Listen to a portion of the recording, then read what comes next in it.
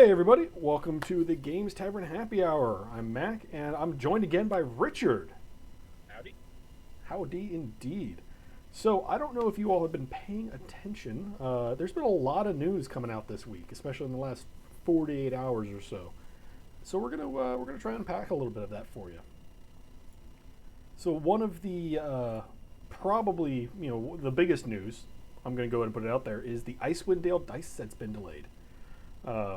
Which is heartbreaking. I think it's only a 2 week delay. Apparently, the whole COVID thing is going to be problematic with supply chains and all that, which is disappointing. But I'll just have to pick them up 2 weeks later. If you are, did you ever? Have you ever seen my my Loyal Silverhand dice set that I have there, Richard? Oh, we can't hear you, Richard. I think you brought it to one of the sessions we were doing some playtesting a while back. Yeah, I think right around. I think I bought it right around the time when we were doing the transition there. But it's a really cool set. It comes with two like felt lined. I actually have it right here. It comes with two felt lined boxes. Pile of dice. Works as a rolling tray. And my favorite part, it has a whole bunch of art and stuff inside of it. A description of the yawning portal, of Loyal Silverhand, of the Black Staff, all that stuff. So it's a really cool sort of primer for the background of the world that you're playing in. And it was a release for, I believe, Dragon Heist and Dungeon of the Mad Mage. So it was a tie-in for that. And then the other one that's coming out, though, for Icewind Dale is going to be the same thing, where it has pictures of, like, snowy owlbears, has a map of Icewind Dale. Cool icicle colored dice. So it should be nice. Unfortunately, we do have to wait a little bit longer for that, so it's going to be coming out on the 29th as opposed to the 15th. That's not so bad. But No, not at all. All right, hang on. We're getting some. Just going to adjust your volume a little bit, see if I can make that happen. am I too loud or what? All right, say something for me. Test. I was too hot on another. Yeah, you're a little on the quiet thing, side. and I turned it down, so I can move a little closer to my mouth. There, that sounds much better. So yeah, if you're interested in Icewind Dale and you like the collector's stuff, you're just gonna have to wait a little bit longer. And we're actually the second half we're gonna be talking about all these weird tie-in products and things that we do or don't buy and all that. So stick around for that. But a flawless segue here is going to be into the Icewind Dale Silver Edition. Everybody, I believe we've talked about it a couple times with Beetle and Grimm's coming out with some really, really cool additions to their games. Most of them, the big one right now, I believe, is the Curse of Strahd Legendary Edition, is what they're working on at the moment. But they also pre-ordered a Platinum Edition for Rime of the Frost Maiden, Icewind Dale. And it's a really cool one. Has piles of minis and maps and little trinkets and tokens and cool things like that. And if you are one of the gamers who really likes that kind of extra tangible stuff, you get a great pile of things here. I think unfortunately the Platinum Edition was a little on the pricey side. I want to say it was over $350. Yeah, I thought $3.99 is. Yeah, about 400. Over my pain threshold. I definitely remember that. It's like, ooh, that's tough. So the Silver Edition is going to be similar. They've sold out of the Platinum Editions. They said they were only going to make 1,000 of them. So here's a link to the Silver Edition for anybody who wants to follow along at home. But there's a lot of really cool stuff in it. Basically, they removed all of the minis and a couple maps and stuff. But it's still a really, really cool product. If you like the silver or you like the collector's stuff, it might be worth checking out. This one's only $175. So if I knew I was going to be running an Icewind Dale home campaign for 2-3 years, or even just a whole year, I'd consider buying this. It's really cool. Unfortunately, I don't know if we're ever going to be able to do that anytime soon. Yeah, there is that. But I really like them. I think that these are cool collector's editions, and it's worth saying hi.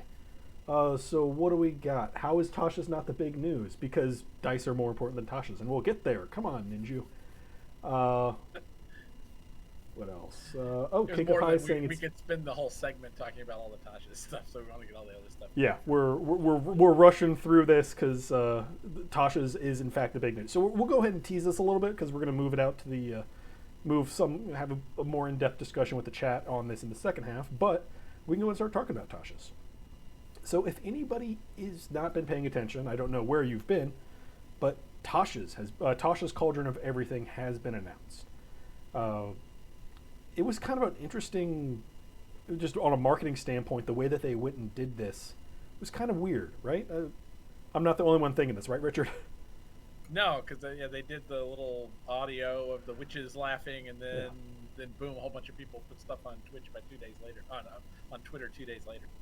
Yeah, it was cool. So they had the teaser that you had to go onto their Discord to join. And then they had and it was just, like you said, witches laughing over a bubbling cauldron with, I think, the tagline of something is brewing in the Forgotten Realms or something like that. And everyone was like, ooh, what is this going to be?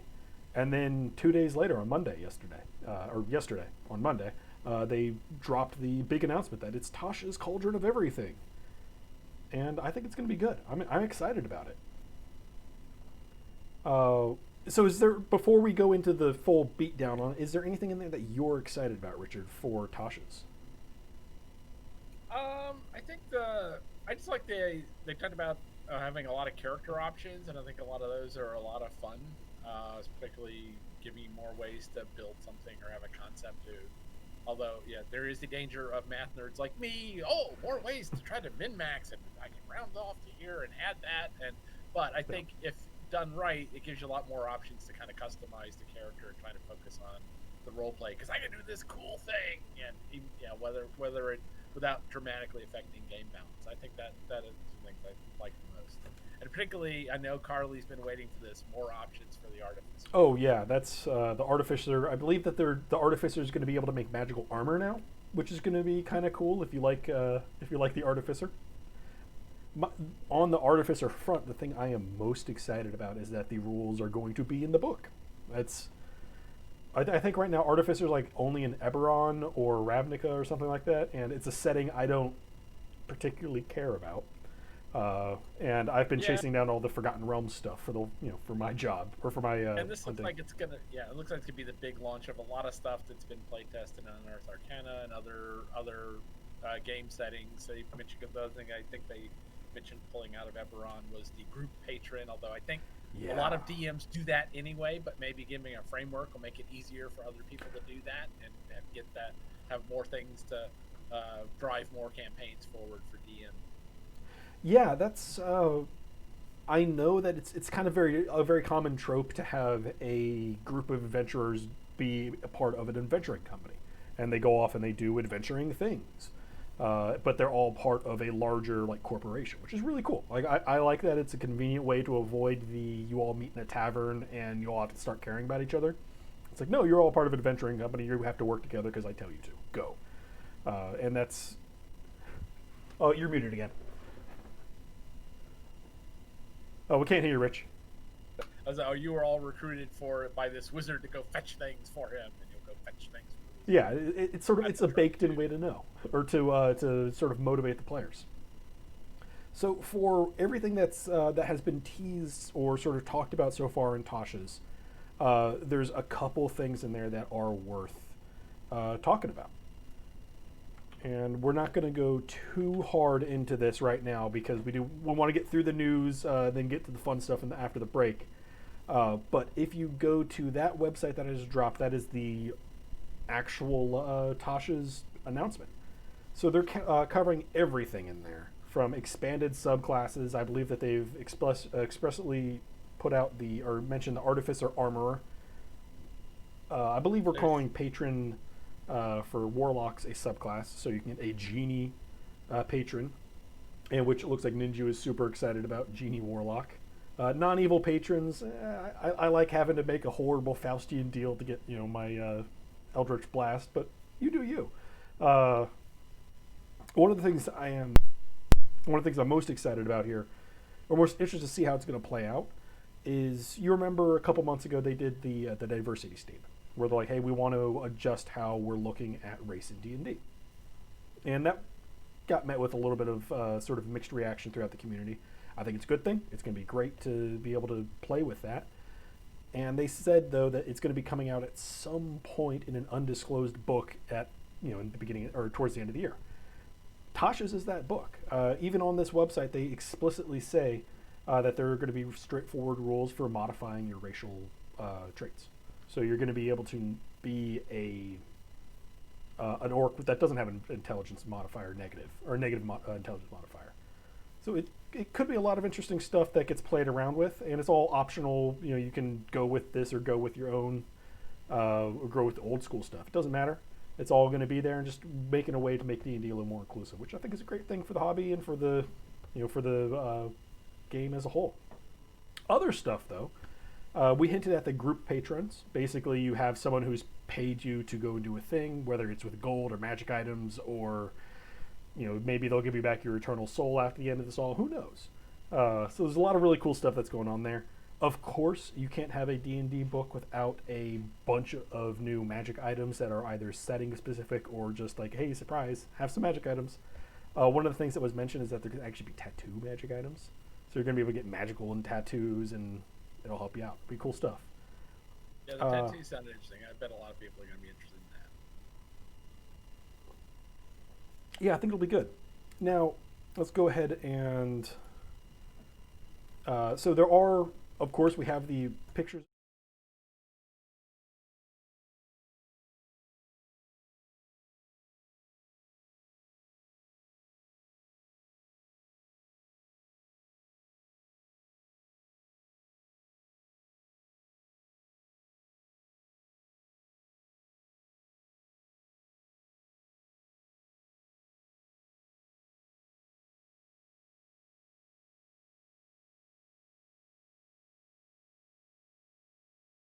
Mac, they're saying in the chat our audio dropped.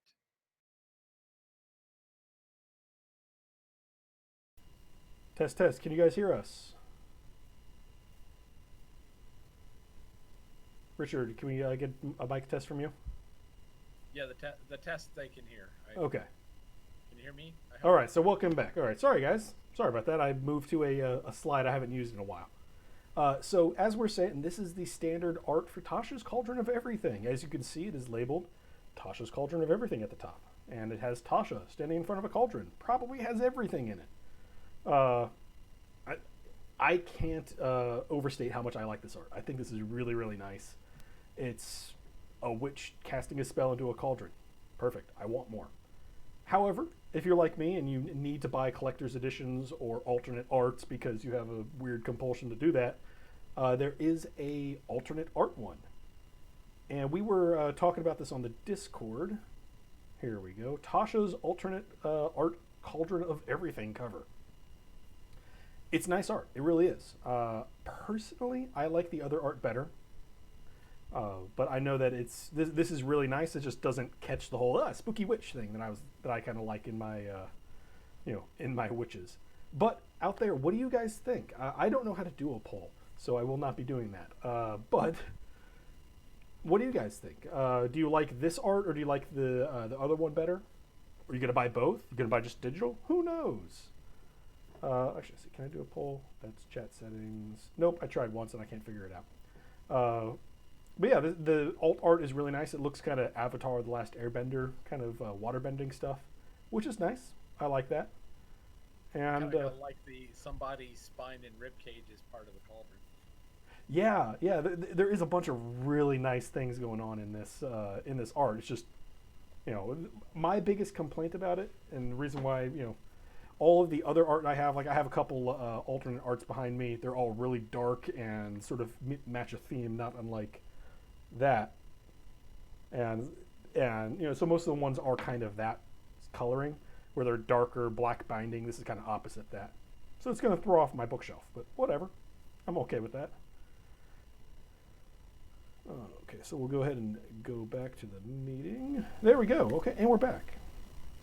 So out there, let us know what you think about the Tasha's. Oh yeah, just get both of them. Let us know what you think about the Tasha's art, and we absolutely are going to be coming back to discuss more about the Tasha's stuff on the other half of the break, but we do have some other news to get through before we finish up here. One of the things that they were mentioning, and this was over every single one of the announcement Twitter videos, tweets. There we go. And they all referenced D&D Celebration. It is going to be a live stream. Everybody can play in. You have to pre-register, but everybody can play event kind of thing. Where it's from 18 to 20 September. You go to their website, sign up. Here we go. And you'll be able to get basically sign up for a time and play some hot, fresh Icewind Dale material, which I think is really cool. That is the weekend that Icewind Dale is dropping. So there's some pretty cool opportunities to play some stuff. I believe that this is going to be either the Adventurers League or they're going to be something called Epic, which I'm not entirely sure what that is. But they're going to be running you through some Icewind Dale material and let you run around in 10 towns and all that great stuff. Some other things that are going to be important there. Have you been following this at all, Richard? Besides just watching the couple videos, we're like, and check us out on D&D Celebration. Mainly that. Mainly watching the videos pushing touches. But they're also indicating there will be at least either playtest or some more sneak peeks of some of the Tasha's content during the D&D Celebration. Yeah. Excuse me. I just inhaled my mead. It should be a pretty interesting time for that because it's not playtest. The material is done. They don't have time to playtest and then send it to the printers again. So this is just going to be them giving out early access rules, which is really cool. I'm glad that they're doing that. I doubt that there's going to be anybody who plays that and be like, oh, well, I don't need to buy the rule book now because I have these 3 rules. So it will be a really cool time. And a lot of creators are going to be involved with this in some capacity. There's still a lot of details that we're waiting to have drop because they announced it yesterday, I believe. Yeah.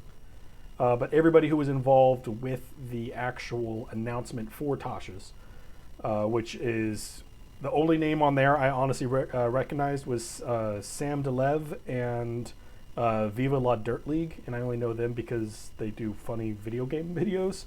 But there's a lot of other names in there. So there's El Asili Wood, Sam DeLev, Gaurav Gulati, Micah Burton, Omega Critical Bar Jones, Tanya DePass, and Viva La Dirt League are all going to be involved in the D&D Celebration in some capacity.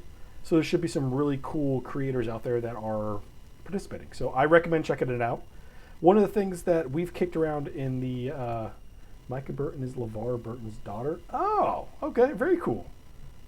All right, yeah, I'll have to start checking around now. That's cool. Mika Burton. Ah, my bad. Where was I? Oh, yeah, so the D&D Celebration.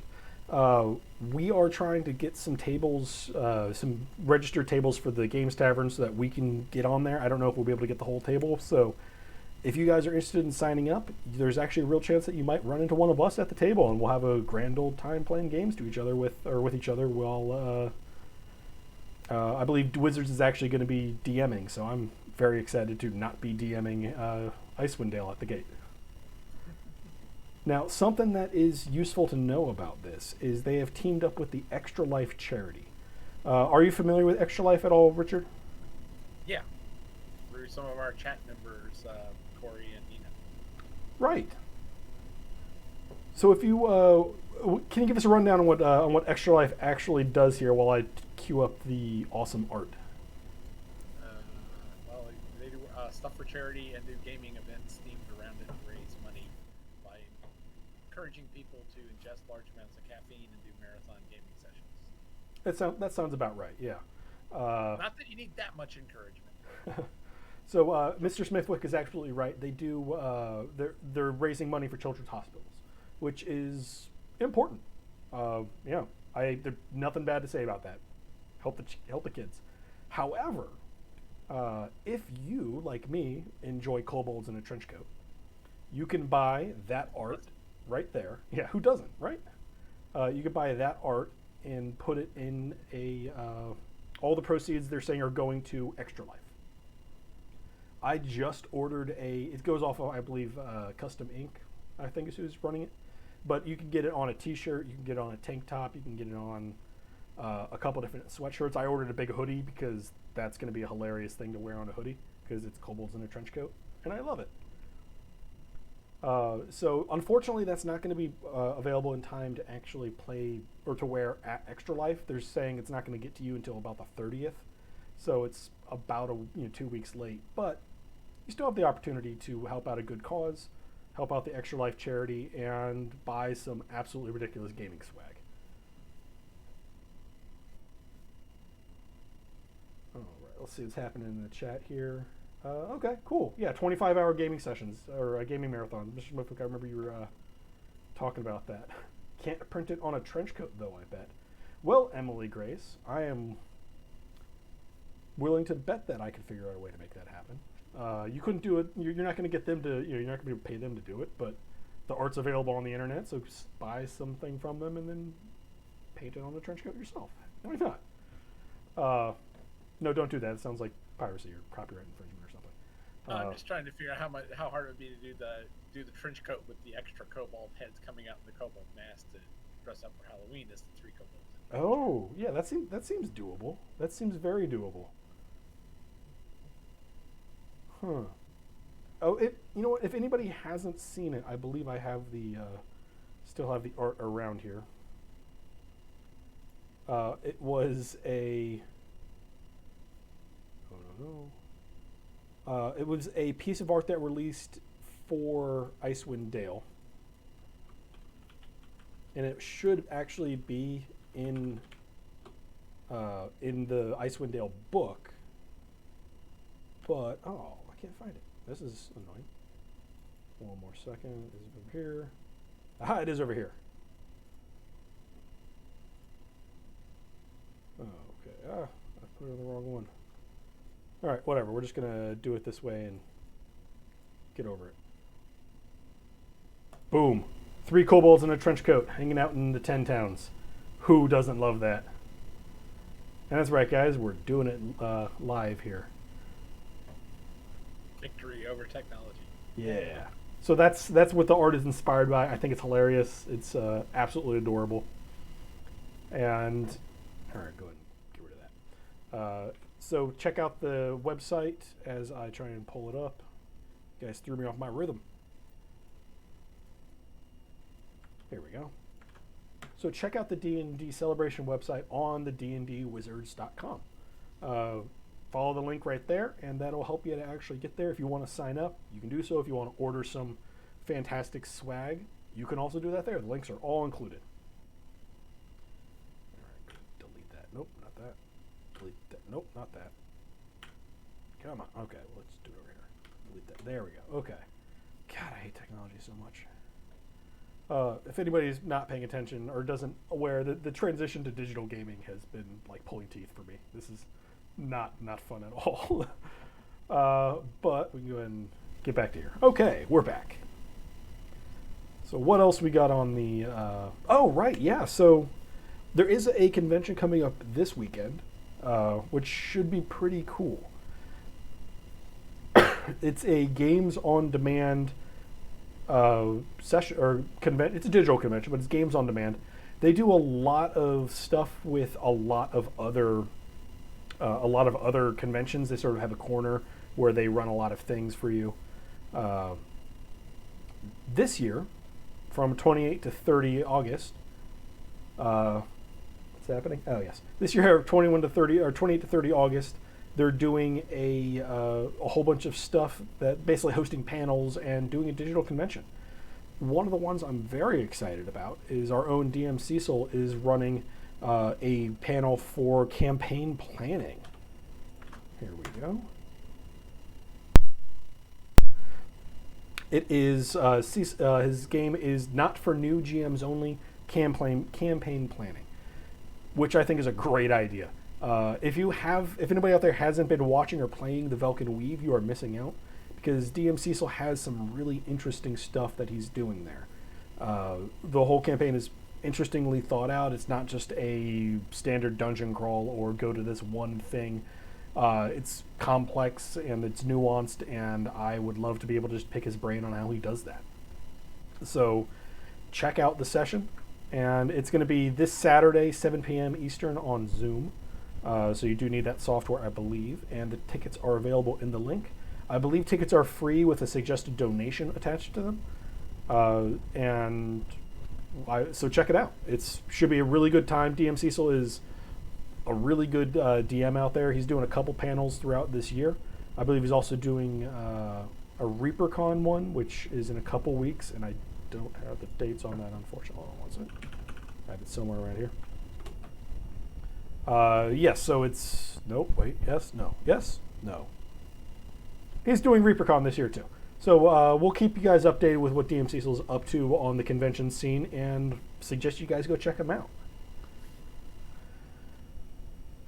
So the last piece of news that we want to cover before we start going into a whole bunch of Icewind Dale and Tasha's conversations is something I'm really personally excited about, is Stargrave. If anybody out there has played Frostgrave, it's basically Mordheim. It's a small skirmish game, but Osprey did a really interesting thing and actually very well bridged the gap between like miniatures wargaming and RPGs. And the game Frostgrave runs really, really well. It's one of my all-time favorite games. Stargrave is going to be Frostgrave in space. There we go. That's about the long and the short of that. It's going to be everybody as opposed to being a part of a gang or a wizard's crew that is trying to go out and do pillage the lost city for lost things. They're instead going to be part of starship crews and going out to pillage the stars for lost things. So check it out. It's Stargrave. It's put out by Osprey Games. It's not coming out until April 2021, but they've announced it recently. And it's just something I'm personally excited about. And I think that's the news. Unless you have any news stories there, Richard, you want to have us cover? It's not super new, actually. This is it dates back to a month. In addition to that, it is actually Nina, aka at Dire Rabbit's birthday today. So oh right, yeah. Birthday. Happy birthday, Nina! Was reminding us of that. The other thing is, this is more tabletop gaming going digital, but when I've finally gotten enough time in playing it to decide I really like it. There's a game called Spirit Island. I don't know if you're tracking that. Oh yeah, you were talking about that. Yeah, it's the anti-Settlers of Catan. So you're the nature spirits on an island trying to drive off the European colonizers before they spread all over and blight the island. As they do. Yeah, as they do. As so many games have as their game mechanics. So, but its setup was such a pain, and the manual was not optimally written. You're like, my joke is you needed a PhD to figure out how to get it set up to play. Yeah. And you couldn't do it too late in the evening because you didn't have enough brain cells to get through it. The digital version's got a really good setup. It's got a tutorial. It's got the classic tutorial. Oh, here's how you play. Here's how the powers work. And here's how the really complicated game mechanics go. And it does all the setup. So it's a pretty good game. So it's $25 on Steam. Okay. For that. So I recommend that for people who want something other than Settlers spreading over the landscape from Europe. Yeah, I thoroughly enjoy Settlers of Catan. It's a good game. It is a very good game. But playing something that's not that, because I know some people can get bored, table flippingly infuriated. I know the last time I played Settlers of Catan with my family, someone may or may not have shouted, "You're going to die in a home." Tensions can rise. But that's really cool. So you said it's on Steam, right? Yeah, it's on Steam. Okay. Yeah, I'll have to check that out. That's Spirit Island. That is a. Yep. I think last time we were at Crossroads in Manassas, we were kicked around the idea of trying to play that, but they didn't have it, or someone else was playing it, or something. Yeah. So And it's a steep learning curve. It's much easier with the tutorial that they have in the digital game. And if you wanted to play the board game, I'd almost suggest going to the tutorial on the digital game to learn how to play it. Yeah, that's one of the great things I love about gaming today, is structure manuals are very bad. Like, I don't think that's a controversial opinion at all. But if I go and watch how Will Wheaton plays the game, or how the Critical Role game or team is playing the game, or any of the other video tutorials you have out there, it helps. I really like that. It makes it way easier to pick up a game that you've never played and not have to learn to reference Appendix 47B to know whether or not you move the robber. Like, let's just learn how to play the game. So a digital tutorial for Spirit Island sounds really good. All right, out there in the chat, there is a lot of stuff happening in the chat. Oh my goodness. Let us know if there are any. Oh, shouting a push button. Gotcha. Let us know out there if there are any news stories that we missed that you want us to cover, and or if you want to want us to dig a little bit more into it on the other side of the break. We are fully planning on speculating more about Tasha's, about Icewind Dale, about just all bunch of great things. But if there's something in particular you want us to chat about, please let us know. We're here for you guys. All right, I am not seeing anything because I expect instantaneous response from our adoring fans. There's probably about 5 seconds of latency anyway. Yeah, that's it ratchets in and out. All right, everyone's gambling. Fantastic. All right, so we'll go ahead and we're going to take a quick break here. But before we go, the next half that we're going to be talking about is one of the things we're going to be going into are limited editions, alt art covers, collector's editions, and expansions in general. Just when you buy a book or when do you pass on a book or upgrade to the fancier versions. So we're going to chat about that a little bit. Think about that for you guys, and we'll be asking some questions for you guys when we get back. So everybody, we'll see you in just a couple minutes.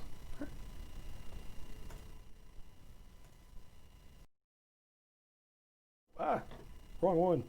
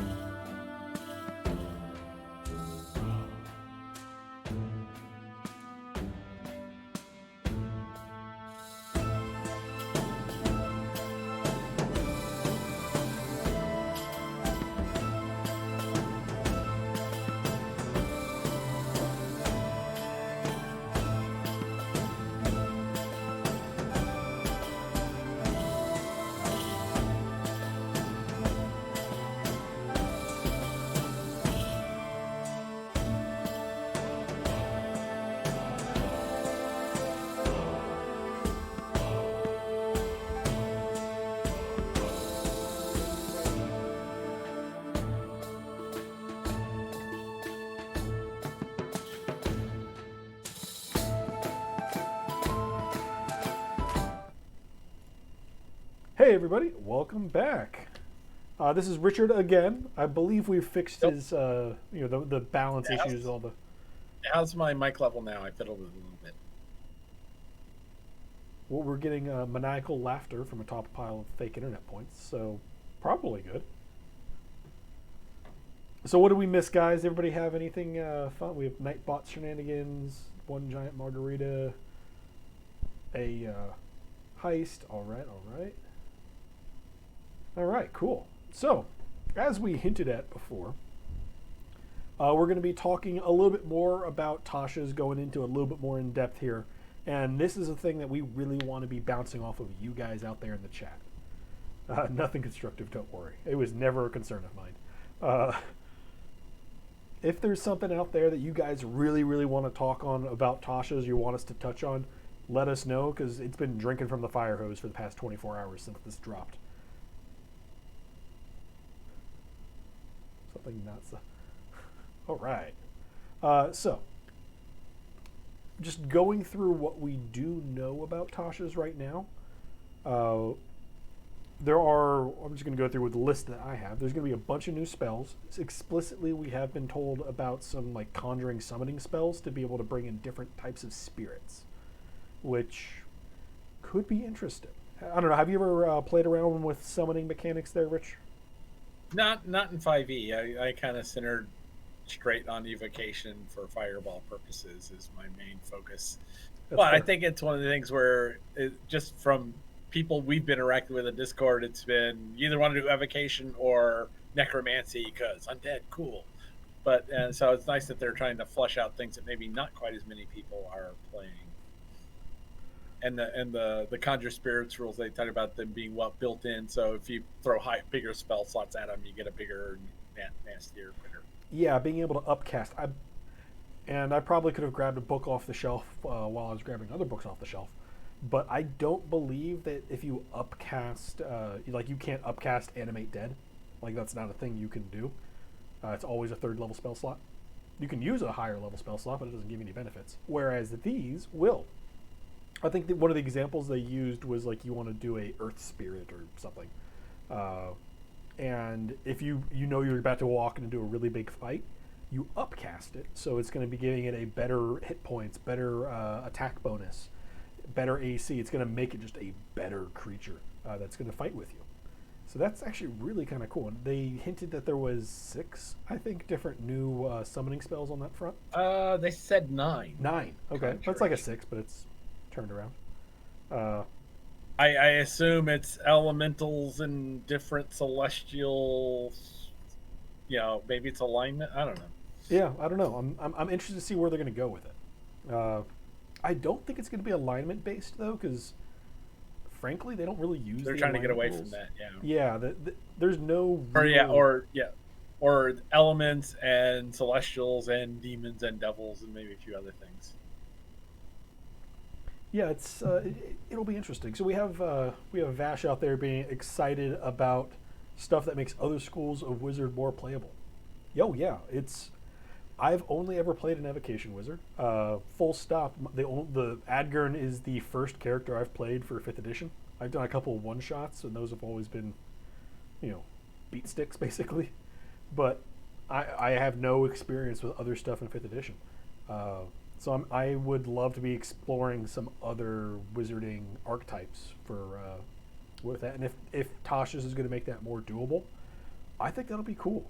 Because, Rich, you were saying it was mainly necromancy and... Well, that's just my exhaustive research of reading Discord chats on the Games Tavern Discord. You and me tend to be fireball, and someone else like, no, necromancy's the best because Animate Dead, you can do all this stuff with it. And I didn't hear anyone going, divination's really cool. Actually, it is kind of cool. Some of the mechanics there are cool. Oh, yeah, there's some cool I stuff haven't seen any passionate advocates for, if you're going to play Wizard, you got to play that. I haven't seen that for a lot of the other Wizard schools. That's fair. Actually, I believe I have, because recently D&D Beyond released that survey, or the survey results for, let's go ahead and throw that up on screen so that, there we go, okay. So yeah, they're saying, yep, Evocation and then Necromancy are schools 1 and 2. So yeah, Evocation by a wide margin. Wow. well, the logic on that, I believe it was Josh who was pointing this out. Plays Quentin on the Vulcan Weave, pointing out that the number one class or the number one subclass for all of these are actually the ones that are the free on D&D Beyond. So, okay, that's a good point. I think that makes sense, but they're also kind of the stereotypical archetype of the class. So, all right, I'm kind of cool with that. All right, let's go ahead and get rid of that. Boom. Man, I'm getting good at this. These smooth transitions are buttery smooth here. We got this. Yeah. Now, the one thing I didn't hear anyone in the teaser stuff talk about was anything cool for clerics. I guess clerics are just so awesome already that they don't. Oh yeah. Cool stuff. I didn't realize that until I just glanced at my little scribbles on my notepad. Like, I didn't see anything for clerics. Well, what would you be looking for with clerics? Because you've played a couple different clerics now, haven't you? I like clerics, although they seem to have a lot of different good divine domains. So I would look for more, maybe some more. Since they talk about doing more spells, I'd look for more spells. Maybe some of the things they're talking about adding on new capabilities for things clerics can do. Yeah, I think that'd be an interesting way to go with that. Give them, not necessarily more spells, but more creative ways to move around the battlefield.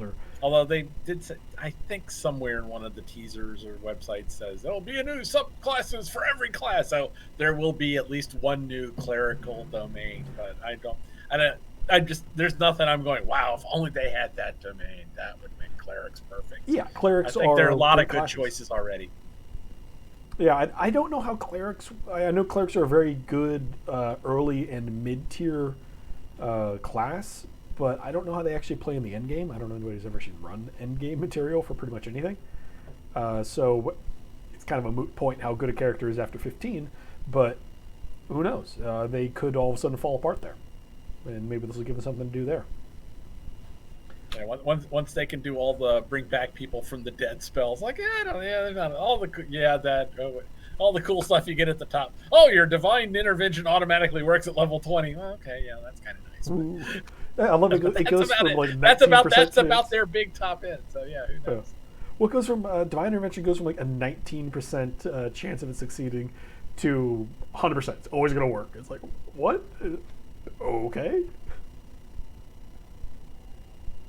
And they didn't have much talking about rogues in there, although they did mention that with the other thing I thought was interesting was when they were talking about that there'd be tattoo magic items to improve your armor class.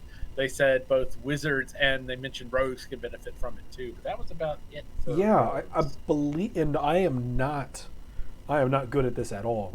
So I don't know who that was who said that. I believe she's a streamer. But I believe that she plays a rogue, so that's why she threw that in. Oh, okay. That's my speculation on this one. I did not recognize who she was. But yeah, and we'll have to see how they balance that. Because my assumption when they talked about it was you could get I assume we'll have to see. Do we need to do the speculation alert that it's probably a tattoo that's a permanent magic item that gives you mage armor once a day at will or something like that. Otherwise, it would be too unbalanced. Yeah, I would see it as something like a glyph on a person. So tattoo magic items would allow you to put a glyph, store a spell as if it were like a glyph of warding kind of deal on a character as opposed to on an item. That'd be cool. But the tattoo would make it like refreshable on a long rest or something like that. So if you did a tattoo, that would be a neat mechanic. There's a lot you could do with that mechanic. Yeah. I'm very, very much looking forward to because as we were talking at the break, I asked you, well, what are the magic item creations rules like? And you went, they're not great. Yeah. The magic item creation rules are very, very time consuming and very, very expensive. Like and I'll use this example. I was hoping not to because I'm hoping Reed doesn't actually know the magic item creation rules and allow me to run Hobnail over whatever I want to do or run Roughshod. But it's for a rare magic item, which is what the Cloak of Displacement is that I'm trying to have made as Adgard. it requires 10 weeks of in-game labor and 2,000 gold pieces for a chance, for a roll on the table whether or not this thing's going to succeed. And it's just like, oh, that's unforgiving. Yeah, that sounds. Yeah, I'm not sure I'm a fan of that, because no, it's one of these things where you don't want it to be where, oh, I got to this level, I can make infinite money by sitting back making magic items, but you don't want to make it impossible to conceive of making a living making magic items, because like, we've had NPCs on WMD, Oscar Thumblewild, who appears to make his living making magic items and selling them. But it'd be nice if there was a little bridge between that and characters like, okay, yeah, you really want this magic item, so you're going to have to devote the equivalent of all the stuff from a week or two of adventuring sessions to get the stuff, or invest the time, or do the equivalent, but not make it ridiculously hard. Yeah, I'm hoping there's some kind of balance there. I know in Xanathar's guide there are rules for making potions, and they are labor intensive. Like to make a healing potion, it's a base 2d4 plus 4, I believe, healing potion. It takes a day and 25 gold and proficiency with an herbalism kit. And that's right, I saw that video on YouTube that just came out. But for higher up potions that do more healing, it's stupid expensive. Like it's like 10,000 gold to make one that heals for like 5d4. Which, like, I'll buy a cleric at that point. The sidekick rules. You have extra clerics. We didn't touch on this, and this is so one of the things that Tasha's is going to be bringing along and allowing us to play with are refreshed up sidekick rules. We talked about this a little bit on the Discord. I think it was in the staff channels. Overall, actually, so what a sidekick? Do you want to tell the fine people at home what a sidekick is? Kind of well, this is my impression of things. It's like something a little more than an NPC and less than a player character. So it's somebody who might be a retainer with the party, and under certain circumstances with a skill that maybe isn't good for going into dungeons, or they need, and that actually might be runnable by the player characters in certain situations that the DM allows, but other times will be following along, or the DM would run them when they weren't an important part of the plot. That was the impression I got. I'm not sure how that's going to work in the rules, though. Yeah, I'm familiar with the old hireling rules, where you can go into a town and you go to the notice board and there's peasant farmers who are like, hey, I have a sword, hire me. And you can get your whole army of peasants together and then push them through a dungeon, and maybe one of them will be alive at the end when you get to the final trap. Like, it's hirelings leave kind of a bad taste in my mouth. I'm not a huge fan of the system. And DMs shouldn't allow you to send, they used to call inappropriately the Polish mine detector, like, there, go detect traps with your face. Yeah, so it's that is very much an old school problem as I understand it, but that whole thing kind of turned me off to the hireling. I'm interested to see how they're going to work it with the sidekick rules in Tasha's, though. If they make it more workable, or something where they're bringing something to the party, but not necessarily, not getting in the way or not stealing this limelight or whatnot, because isn't that why you hired them? So that they don't steal the... yeah, maybe. But I'm just generally not a huge fan of that whole thing. But I haven't, except honestly... for Frank and Whiskey Magic and Destruction, because Frank's awesome. Yeah. Makes pies. He's great. True. He does make pies. But yeah, it'll be interesting to see how it goes. So yeah, I haven't honestly dug into it in 5e because it's never come up with. It's never really been a problem for me yet. Let's see what else we're talking. So we mentioned briefly group patrons. So there's not a whole lot more to unpack there, I think. It's basically someone who's hired you or sponsors your team. Very, very cool. Did we mention the Genie Warlock patrons for the You Warlocks? mentioned it briefly, and I think they implied there were going to be different specialist spells for each different type of Genie Warlock patron. Yeah, You get extra fire or air or whatever spells if you have that kind of gin. yeah, I'm very interested in that one because most of the other patrons are kind of mono. I believe I've never played a warlock, but it's like if you pick the Fae, you're getting here's the things the Fae gives you. If you pick Cthulhu, these are the things Cthulhu gives you. But if you pick a genie, then you have to pick a subtype of genie, which is cool. I'm interested in that. They did explicitly mention that you're going to be able to basically design whatever their lamp is and have the creative ability to say, "Oh yeah, no, this is not the lamp from Aladdin. It's instead a lantern, like Middle Ages lantern. Cool." Or whatever else vessel you want them to live in, which is pretty cool. And of course, they'll give you I'm wish. trying to remember. It's been so long since I read the Richard Francis Burton translation of parts of the 1001 Nights, but I think there was like there was like a ring and another lesser lamp with lower order, less powerful gin in in some of the stories. It's been too long. Yeah, I would be shocked if they don't pull on that kind of knowledge, though. They've done a really good job in pulling from source materials like that in the past. So I think that'll be actually really cool if they make it so you can have your lesser genie in your in your ring, or you have a really big genie, so it needs a fancy lamp, and see if that actually plays into the mechanics at all. We have Reed in the chat saying that the ring was ring and less genie. Lesser gin. Ah, okay, there we go. Yeah, so some cool stuff there. What else did we? Oh, completely glazed over this. The most important class, bards. They're getting the College of Creation. Cool. Go play an artificer, I guess. I don't know. No, apparently they can touch on the Song of Creation and use that to do their bardic thing.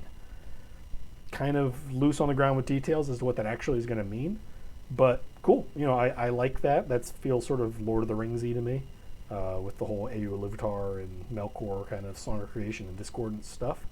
So I think there's some cool opportunities to play with that. And what else? Artificer Armorer subclass. We mentioned this. We didn't really go into the details on that. Do you remember what they were talking about with what the Armorer can do for you? Well, like I said, you looked like you teased more of it out than I found. They were talking about armor that could shoot lightning, but it wasn't clear how it happened. And you found some stuff that seemed to imply it was the armor artificer that was able to do that. The release on that, she was just talking about magic armor, where when they dropped the logo on there, it said Artificer Armorer. So it was like, that's what they're talking about there. But I am excited that the Artificer rules are going to be in a book, or being wrapped up in this whole thing, just because having to chase down a campaign book for actual rules for like a class is kind of annoying, in my opinion. Yeah, and this actually based, again, I don't think she's been able to join the stream, but that's our good friend Carly, aka @Pon Plays, hates artificers, but I think they're really limited in a lot of ways. And it actually sounds like artificer is what you want to be your sidekick, to make and maintain your super cool armor and little widgets and other things, but all the limitations that make them not so good when 80 orcs come out of the dungeon and you have to fight them off aren't such a big deal, because they're back with the baggage train, having spiffed up your armor and sent you into combat. Yeah, it's they do. Just as I understand them, they seem like something of a support class. I don't own Eberron, so I've never actually looked at their rules. But it's I could see why. It seemed like they were squishy like a caster without the cool spells. Like, I will make your weapon give you pluses and stand by and hope not to get killed while you use it on the bad guys. Yeah, it's just like, no, not my problem. I could see that being annoying. But you also get to make some really cool stuff. Basically, you get to imbue magic items, or imbue items with magic items or magical abilities, and not actually you can make unlimited amount of them or something like that. It's ridiculous, and you just completely forget you have them. So, what do we say? So I have a magic fruit peeler in the back. Yes. Aha! Take that, pineapple. So Mr. Smithwick is saying Eberron is a great book. I might have to pick that up. I'm almost done with picking up all the things in the Forgotten Realms. So yeah, I might have to start branching out and pick up Ravnica and Eberron and Wildmount and all of that. I think handmade magic items and more attunements. Is that for Eberron or for Icewind Dale or Tasha's, or is that just for... Yeah, what book are you talking about? Or is that just how artificers work? For Artificer. Okay, thank you. Artificer. Okay, good.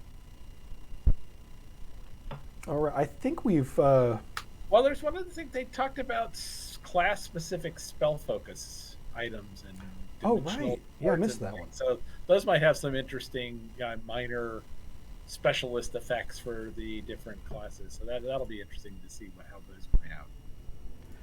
Yeah. The person doing the stream seemed excited, so I hope they're cool. They're a good actor. That's fair. Yeah, there's a lot of... I'm curious how much of this is like reskinning of rules versus actual creation of like a new item. Because I know a very common thing, like I do this with Adgern. The runes that he has act as both a focus and a component pouch, sort of somewhere in between the two of them, because they both do more or less the same thing. But there are no rules for a rune pouch for dwarves. I spoke with Reed, and it's okay. Maybe Reed. So if you're watching on YouTube, Reed just said it's entirely possible that Adgern could become an artificer in his old age as he continues to master rune magics. Yeah, maybe. But my question there was how much of this is going to be just reskinning other magic items to make them more druid flavorful? Because they mentioned a tree limb as a casting focus or something for a druid, which is that makes sense. But is that special books for wizards? I don't know what the the wizard book that they talked about was a book that to the untrained eye reads like a dirty romantic novel. Yeah, romance, like a bodice ripper novel. Yes. A bodice ripper. There we go. But it is in fact full of illusion spells, which is like, oh, that's really cool. I'm going to nudge my DM as we drive. I'm like, hey, check out this rule. Leave spellbooks on the table. Yeah, and the one other thing we were chatting about before is also they kept several images about this is a massive expansion. So I'm assuming on the order of a couple hundred pages, at least it should be at least the size of Xanathar's. Yeah. So you asked about it. The size that much. Xanathar's is not a huge book. Check it out. I own Xanathar's. It's one of the smaller books actually, especially when you compare it to I think the only book it's bigger than is Sword Coast, and Sword Coast is just tiny. So Xanathar's itself only rings in at 192 pages. That said, it's a lot of rules, so there is quite a bit of stuff in Xanathar's, because there's no actual campaign that's going on back there where you need the rest of it. So Xanathar's is kind of a thinner book, but it's not lacking on details. I would expect we get about a 200-page book with Tasha's. But Xanathar's is a wonderful way to actually... I think this is basically going to be Xanathar's 2.0, or the sequel to Xanathar's, where everybody's going to be buying this. Where you don't run games, you don't run 5e games, right? No, but I'm probably going to at some point. So I'm gearing up for it. Okay. Well, for everybody out there in the chat, if you are purely a player, because I haven't actually brought this up to anybody before. If you're purely a player and you're not DMing, do you buy all the books back there? Because I have lots of books, but I run lots of games. I DM and I like collecting things. I don't believe that Curse of Strahd is useful for non-DMs running Strahd or running things that touch on Strahd. I don't think there's really anything in there that's PC available for or beneficial for PCs for the most part.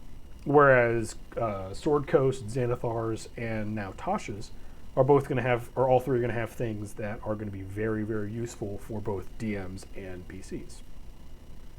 So they're basically all expansion on the PHP, I guess, is kind of the way I'm looking at that. Yeah, there's a comment in the chat. Warrior Street noted, like, wonder how it will impact Adventures League. You get Player's Handbook plus one book. Yeah.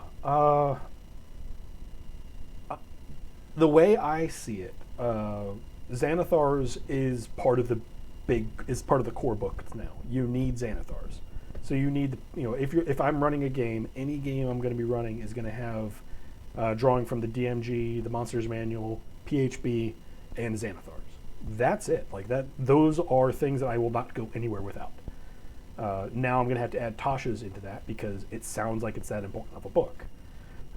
For Adventurers League, though, I don't know how they're going to play with that. Josh would normally be the guy who's jumping in and be like, hey, this is how Adventurers League work. I've never played Adventurers League.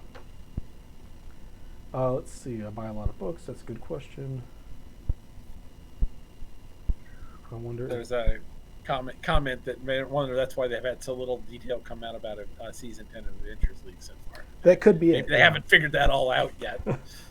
Or don't want to say, oh, we're going to let you have 2 books if it's these 2 or whatever they're going to do.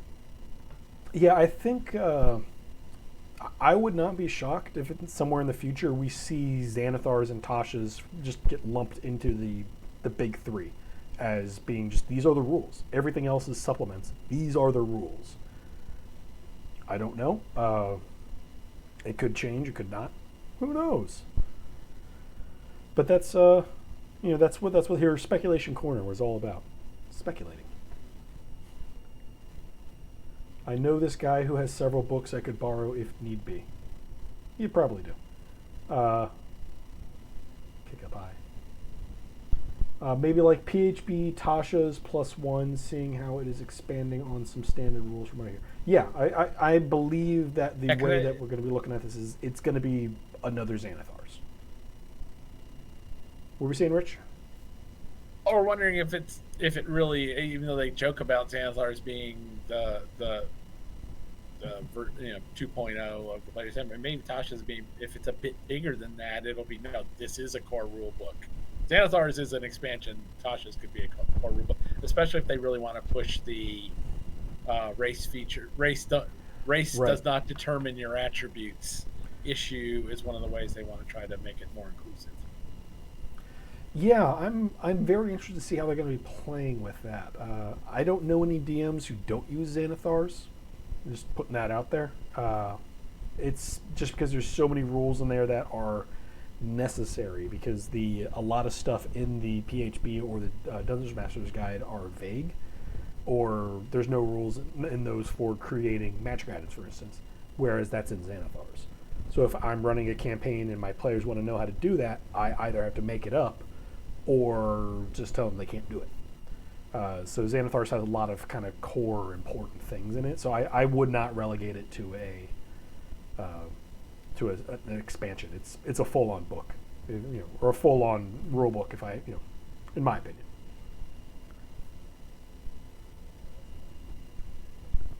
So Xanathars would be standalone so far with PHB. It isn't automatically included.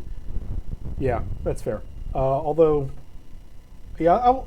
this week I'll look into more Adventurers League stuff and see what that actually has to play with and what that actually does for you and what their rules are before I'm just randomly speculating. All right. Anything else out there for Tasha's before we move on with some other information? Or some other chit-chat? I don't have it. Rich, do you have it in? No, I think that's all the stuff I scribbled. Okay. Well, if you remember something, let us know. So as we hinted about in the first half, there's been a lot of information coming out about both limited editions, collector's editions, special editions, alt arts, and tie-in merchandise and expansions in general in the past couple weeks. So I thought it'd be interesting to talk about what actually works. What is it that makes us want to get these, if we do, if we don't? So for everybody out there in the chat, I'm going to be asking you guys a lot of questions, and Richard and I are going to chat about them, and hopefully we hear some cool answers about what these things work for you guys. So without further ado, hey, there's a cat. Sorry. Without further ado, there is, let's go ahead and get into this. So first up, I have the limited and collector's editions, and I'm also going to lump in the alt art kind of stuff. So these fall into the Curse of Strahd revamped. This is going to also look at the alt art ones that I have behind me, here, and here. I'm working on a collection, and also like the Beetle and Grimm stuff that we spoke about earlier.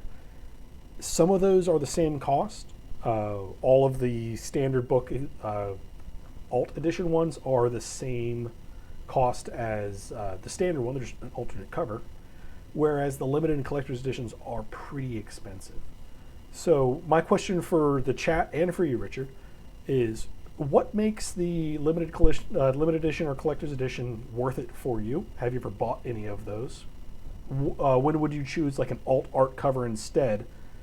And are you excited about any of the ones that are coming up in the pipeline? So people in the chat, if there's a limited collector's edition sitting on your shelf, or the thing that's holding you back, if they just added this one thing or they reduced the price a little bit there, let us know your thoughts on collector's edition and alt art covers. But Rich, what are your thoughts? Well, I haven't been a big buyer of the limited editions, although some of the stuff, if I was getting ready to run the campaign in person, like I said, the $175 version of the Icewind Dale with the extra maps, that sounds like that might be a good buy. The everything imaginable in miniatures, like I said, that was over my pain threshold. Yeah, if I could see, like, I paint minis. I don't like painting minis, but I like having painted minis. So I probably would not pick up the Platinum Edition, and because I don't want to paint 20 minis just to run the game. If they came pre-painted, it'd be a different story. But I have a backlog and a closet of shame over there that needs to be painted up before I start painting up other things. But yeah, if I was preparing to run a campaign, I would absolutely consider going with those. Like I believe I've talked about this. I bought the Curse of Strahd revamped on pre-order. It should be coming out around Halloween. And because the price was slightly more than the cost of actually just buying the Curse of Strahd book, which I've already owned.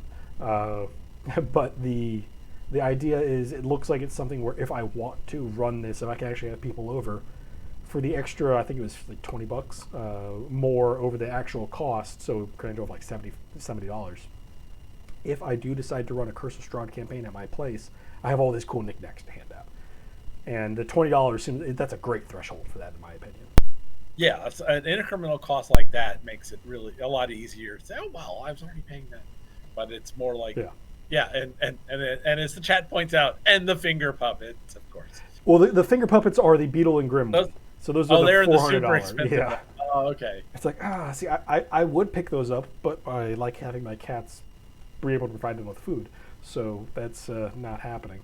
You spend too much on foolish luxuries like food and shelter. That's your problem. Yeah, if I were just embracing the hobo lifestyle, murder hobo it up. But no, if you're in that kind of, if I knew, hey, I'm gearing up for, like the RPG group that I've been playing with for years, we're gearing up to run a Curse of Strahd, that might actually be enough for me to be able to, hey, I know this group is going to see this through to the end.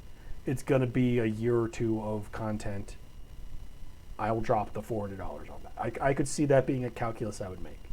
If it's just going to be stuff that ends up sitting on my shelf, as much as I need cool backdrops, I might not do it. It's a lot for a cool backdrop. Yeah, it is. Like right now, I'm on the kick for the alt arts, and I'm going over my way to pick up all of the alt arts that I can get my hand on. Unfortunately, I believe I've picked up everything in the Nova area that actually still has in stock.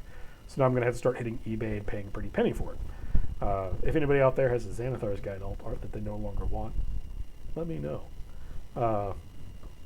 But that's a cool kind of project for me, but that's mainly because I'm kind of OCD about my bookshelf. I want these all to match, which is my big problem with the new Tasha's book, is that it's going to be a white spine as opposed to all the black spines. But hey, it's a cool collecting goal to grab all those, and they don't cost any more at retail. So yeah, I will absolutely pick up the alt arts just to keep scratching that itch and saying I have it going. Kick up high, shaking her head. Okay. But yeah, are any of the alt arts out there speaking to you, Rich, or you just like the standard, black with the red? For Tasha's, I like the standard art. I like the witch with the hat a little bit better than the alt art version. But I got enough other things I funnel money into. I'm probably not going to buy both the regular and the alt art Yeah, stuff right at the moment. But if the main thing I was doing was gaming, or like say I was the college student who bought the books when I was in college and then got out and got a decent job and have disposable income now, although I don't think college students get decent jobs these days. But yeah, then that might be the limited editions and the stuff might be something I would be really looking at a lot more closely. yeah, that makes a lot of sense. I'm personally really hoping to be able to find like a print of the OG or the basic Tasha's art, because I really like that. It's cool, it's spooky, it's a witch. But I'm going to be picking up the alt art one because I have signed myself up to this quest to own all the alt art books. Uh, it is what it is. And it's the alt art for that is really nice. It's just, it's not what I was kind of hoping it to be. It's not in the. It doesn't have a overarching design theme like a lot of the other alt art. Yeah, it breaks from that. And just the spooky witch on the main one is really cool. So that's kind of where I could see being on the fence one way or the other for alt art. But for the limited edition ones, I need an actual justification to be able to drop that kind of cash. But the one that the biggest question here is, are there any that have been announced that you're excited about? And same thing out to the chat. Right now we know that both Icewind Dale and Tasha's are coming out with alt art, and at least I Icewind really Dale. like the alt art for Icewind Dale. It's that blue with Frost Maiden. It's like a cute snowy owlbear. But it's the goddess of owlbears. Yes, I love it. I'm so excited to feed so many people to owlbears when I pick up that book. Even as a PC, I'm just going to be picking up peasants and just herding them towards the owlbear cage. I want the alt art for both, as says Vash. Yeah, the alt art for Icewind Dale is amazing. The alt art for Tasha's is beautiful, just not what I wanted. But I'll still pick it up because it's cool and it's that nice soft touch stuff. Anybody else out in the chat excited about any of the alt art of the two of those? And while you all are thinking about that, we're going to go ahead and get kicking on to the next thing. I think this will be interesting. We touched on this a little bit, sort of danced around the idea. But it's the idea of expansions. If you are not a DM, you probably don't really need to buy anything that's, you can not, or you can justify not having to buy campaign setting books for the most part. If you just pick up Xanathar's, Sword Coast, and now Tasha's along with the PHB, you can, in theory, be set. Even then, all of those rules are optional, and you can just play with the PHB and just have a party with that. So my question for you, Rich, and for the chat is, what is it that makes you get over the hump to buy an expansion or buy a book? Even if you're not, whether you're a DM or you're a player, just what is it that makes you actually interested in picking them up? And what is it that what expansions do you actually pull from for your gaming? You're running games, you don't touch Xanathar's Guide for some reason, but you run it all in Sword Coast, so you use the Sword Coast Guide, or however it is you're doing that. And then finally, are there any expansions or extra rules or anything out there that you just avoid or pretend they don't exist? So if you're in the chat, fill those out. Rich, what do you got? Well, I'm kind of echoing what the chat is saying about like wanting as many books as possible. Particularly when I was in college and had tended to spend more time reading. I just like reading through the source books, and I like reading game settings. I find that I get a lot out of that, and I think they're useful if you want to try to do a little bit to tie the character background into what's going on, or beyond just the my mother was killed by orcs, so I hate orcs. I'm gonna go fight orcs. You can do that, but you can add a lot more to it if you have stuff in the game background, like, oh, it's from this village, and that's why the orcs went there, and this is why I've gone to this location. You can do that. Although I'm a little I'm a little frustrated that the Sword Coast gives you an outline that, if you try to actually use it, you find out there's stuff in a book that says that couldn't have happened. Like, okay, thanks. One of the novels. So it's like, yeah, the Sword Coast I prefer Adventures guide that is. and yeah, like nothing. Yeah, there's dates in one part of the book and nowhere else. And this happened kind of after that. You don't know when. And as we have learned recently by doing some retconning. Oh my gosh, yeah, that was for anybody who's not paying attention on that one. Unless you've read 10 novels and the Sword Coast Guide, it's hard to put the thing together. But I like reading that kind of content. Yeah. So I find a lot of enjoyment, and that's all. So I haven't gotten to them yet, but I even bought a couple of campaign settings. I think I bought Ravnica when it was on sale. Oh, nice. 6 months ago, but just haven't read it yet. I figured I would eventually.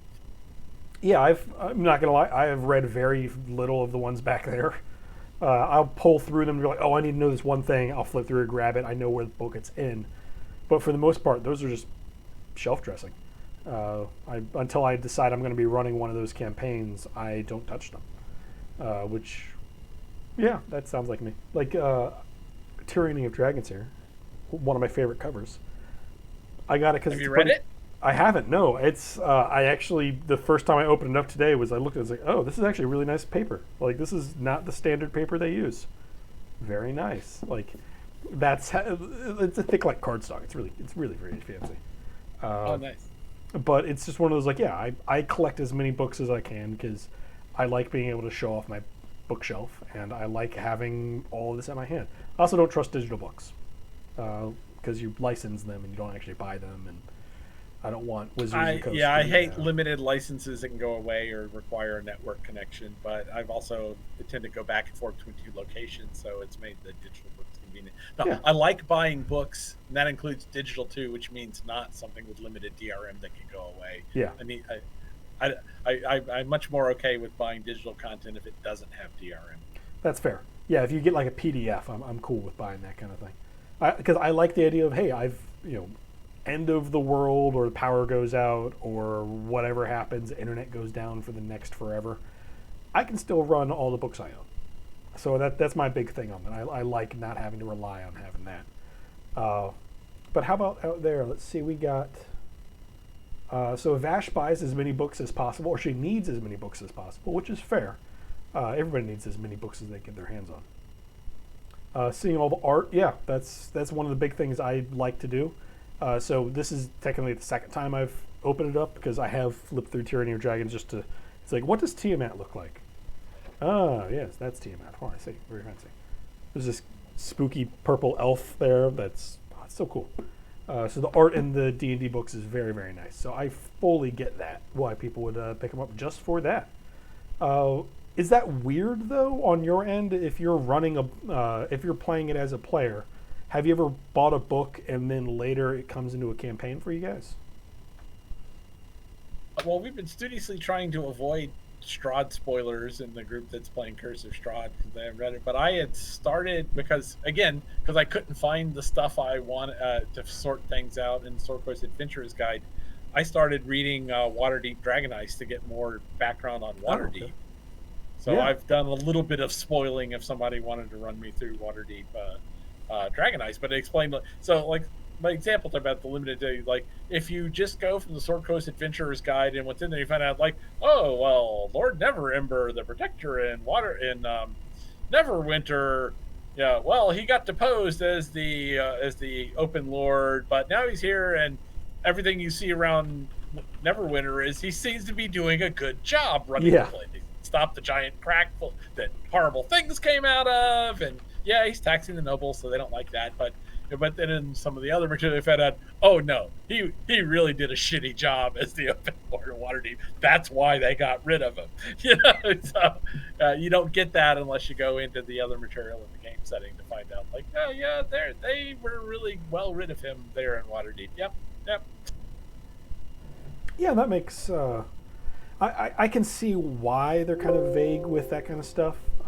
Just because it gives you opportunities to play with where you go. Like Games Workshop does the same thing with all of their lore about the old world, or in Warhammer Fantasy, Age of Sigmar, and in 40K, where it's like, hey, here's a lot of gaps. Play with those.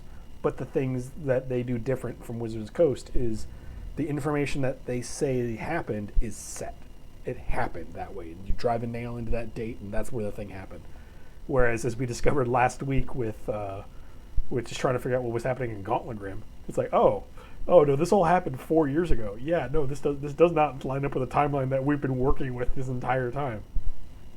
It's in there, but it's like I said, they give dates in one part of Sword Quest Adventurer's Guide, and everywhere else it's like, oh yeah, and then after that, Bruner went there, and this guy went with him and got killed, and you go like, well, when was that? And if you don't remember exactly, like I was saying, I should have built a chart and been plotting all the dates. Yeah, break out a Tableau license and make it happen. All right.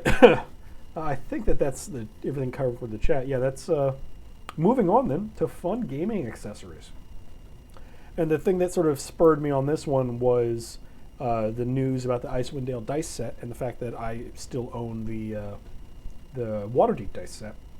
Is do you buy, both again Richard and the chat out there, do you buy special dice?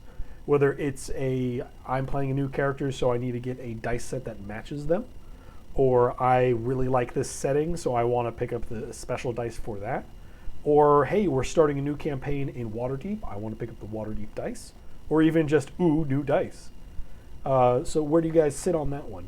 Are you guys chasing I have not gotten bitten by the I have to buy dice for the campaign I'm in bug. I don't know how that one missed me. Although, after you got me playing Dungeon Crawl Classics, I did buy dice for Dungeon Crawl Classics because those take special dice that aren't in the normal D&D set. I did buy those, and so I'm ready if we play Dungeon Crawl Classics again. But I'm the fact that I don't have to have Waterdeep dice when I'm in Waterdeep and Icewind Dale dice when I'm in Icewind Dale, that hadn't gotten through to me somehow.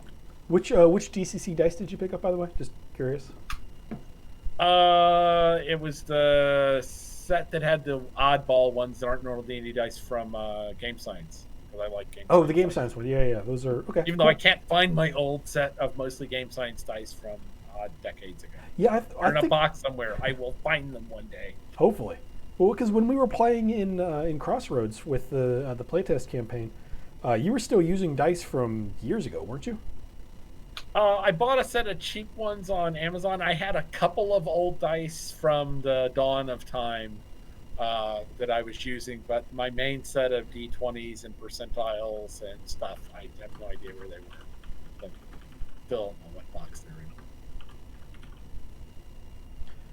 Yeah, the last group that I was playing in, there was a guy who was using dice that he bought in like his high school years in like 1983, and all of the pips had been completely rubbed out. So you actually had to like look at them and try and catch the shadows to see what was going on there, because they were also translucent green, and they also rolled like eggs, so they were either 20s or 1s. And yeah, it's like, yeah, man, we bought you fancy dice because your dice is terrible, but.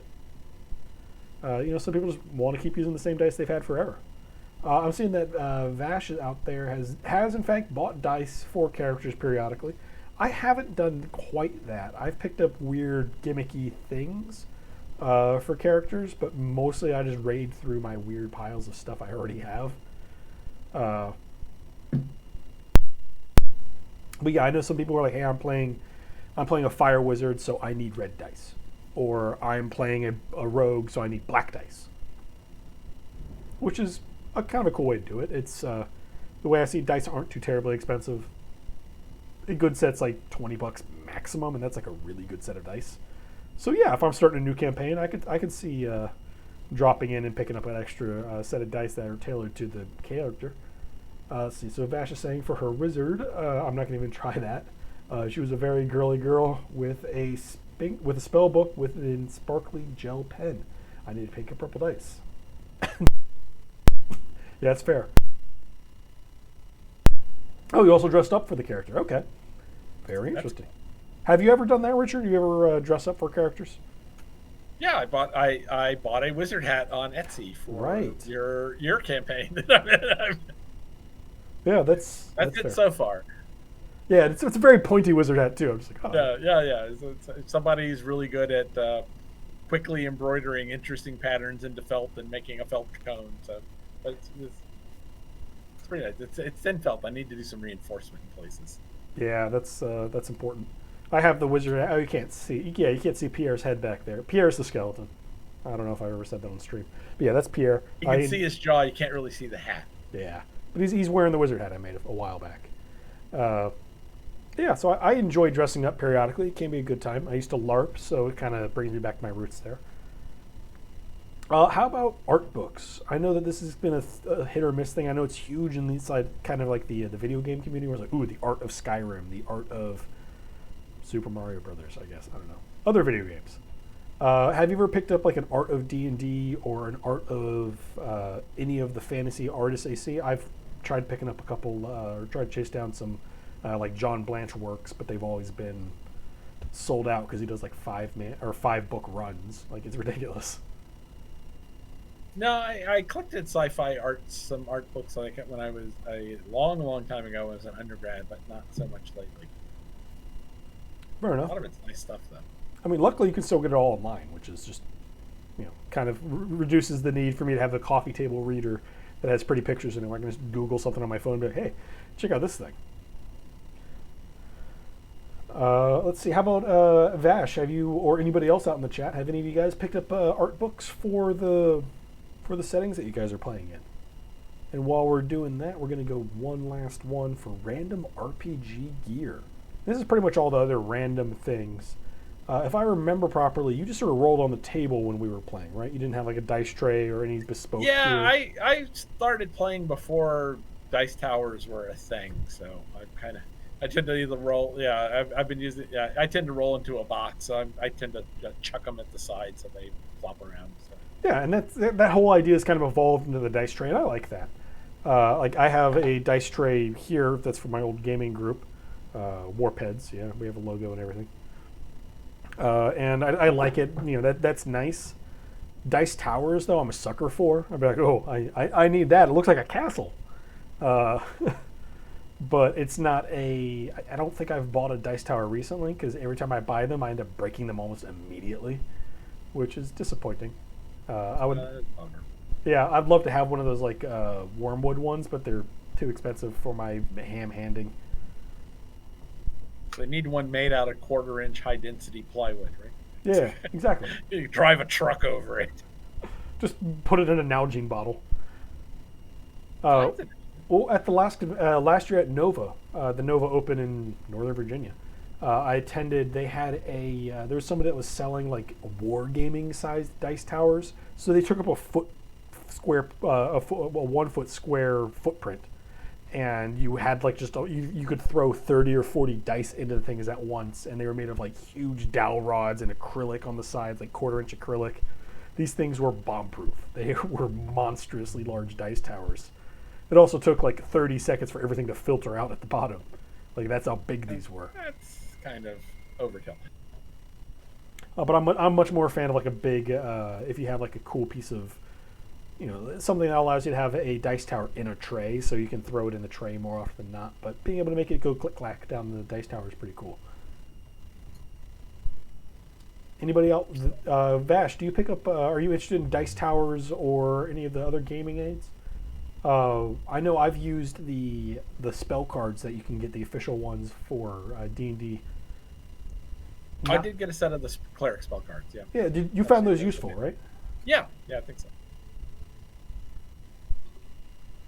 Yeah, my big problem with the wizard spell cards is once you have them set up for a character, and they're like, all right, I'm going to start swapping out spells, and you have to then reorganize the whole thing, and I don't like operating a card catalog. So it's like, oh, this is sounding like work. Yeah, this is not fun at all.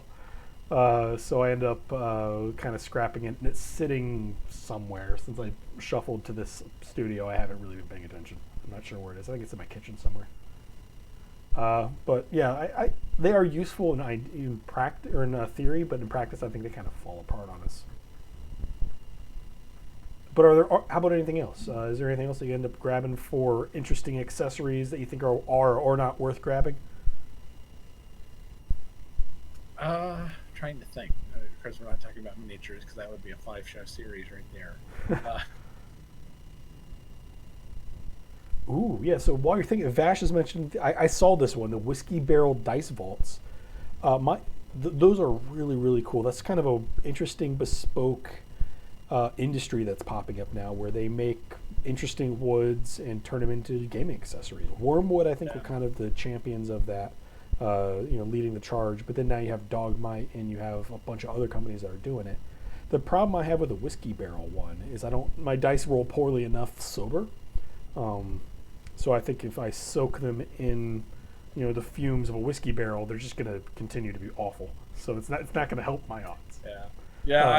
I decided I was throwing too much money at Kickstarters about the time the lots of gaming accessories and dice Kickstarters were going up and going like, yeah, okay, no, I don't need to do that. So I kind of backed away about then, so I didn't do any of those. Yeah, I think in 2017 I was hard on the Kickstarters, and then I looked at the Kickstarter and like the statements, like, oh, this is a lot of stuff I'm not going to get for 2 years. Okay, cool. Well, I was okay with not getting 2 years, but sometimes you don't get them at all. That's always a part of the fun. Yeah. Well, that can be interesting.